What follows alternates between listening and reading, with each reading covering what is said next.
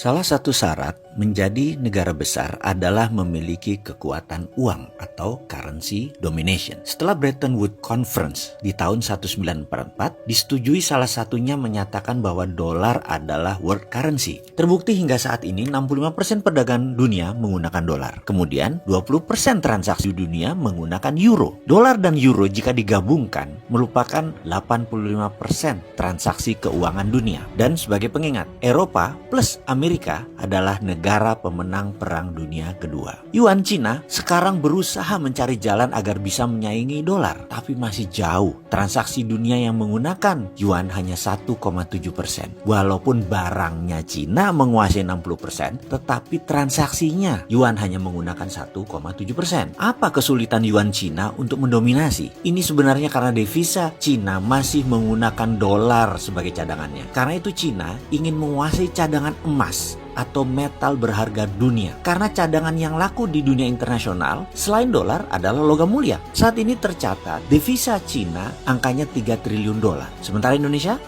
angka cadangan devisanya adalah 120 billion dolar. Yang terbanyak dolar tersebut dipegang swasta lagi. Dari 120 billion itu, kita juga belum tahu sudah dihitung dengan hutang nasional belum. Alias kalau kita bayar hutang tersebut jangan-jangan cadangan devisanya nol. Kembali topik bahasan, yaitu currency domination. Ada hal yang di Baltimore, Amerika sering lakukan, yaitu simulasi currency warfare oleh Pentagon. Simulasi currency warfare itu banyak jurusnya. Misalnya di tahun 1977, 1981 ini malah bukan simulasi. Dolar ditebas hingga 50% nilainya. Dalam taktik perang, dolar tadi menggunakan strategi yang namanya dollar reset value. Ini bagian dari currency warfare. Selain mereset value-nya, ada juga strategi lain, yaitu dolar fisiknya diganti. Kalau fisiknya diganti, ya nilainya ikut diganti. Misalnya, mata uang dolar sekarang diganti dengan mata uang yang baru dan nilainya tinggal 50% katakan. Amerika bisa melakukan itu, bisa buat dolar baru. Bagi Amerika, nggak ada masalah karena cadangan dia 78%-nya kuat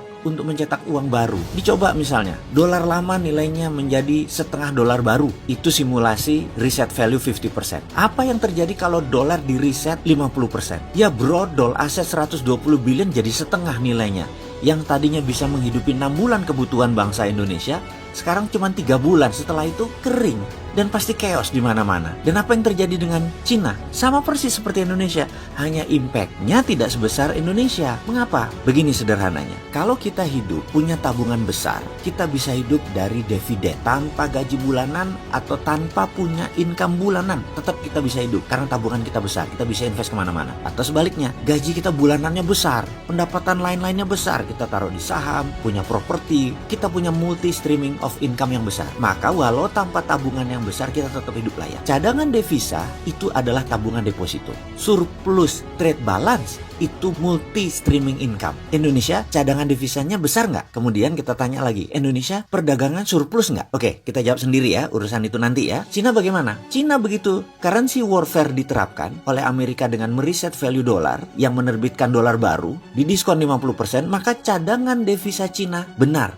tinggal setengahnya. Tetapi karena trade balance Cinanya surplus, maka impactnya tidak telak seperti yang didapat Indonesia. Karena defisit neraca perdagangan kita minus. Sudah itu cadangan kita kecil, kita kepukul. Kalau dipotong 50% kepukul, apalagi dipotong 80%, bangkrut Indonesia. Kembali lagi ke masalah kita. Karena kita tidak ingin hal itu terjadi, maka kita harus punya simulasi sendiri terhadap kekuatan currency kita. Kalau nggak, kita kejedot. Jadi kita Indonesia ini juga harus melakukan rupiah currency warfare untuk mengantisipasi apa yang terjadi kalau negara lain melakukan currency warfare terhadap Indonesia. Jadi secara pribadi saya sudah tahu solusinya bagaimana jika currency warfare dijalankan oleh Amerika terutama. Karena ke depan kalau Amerika melakukan currency warfare, Indonesia harus tetap selamat. Kalau hal ini tidak dijalankan atau tidak disiapkan, maka Indonesia bisa terpecah, NKRI bisa bubar, masyarakat bisa chaos, terjadi konflik horizontal, Indonesia bisa masuk negara gagal.